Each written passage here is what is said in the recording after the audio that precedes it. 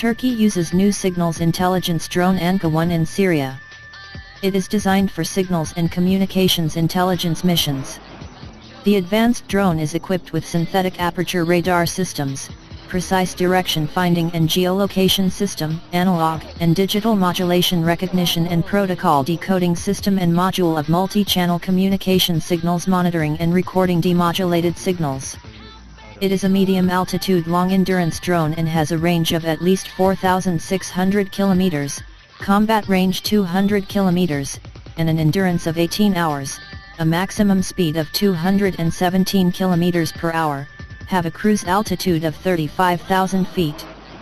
Used for night and day missions including adverse weather conditions, performs real-time image intelligence, surveillance, reconnaissance, moving and stationary target detection, recognition, identification, and tracking missions.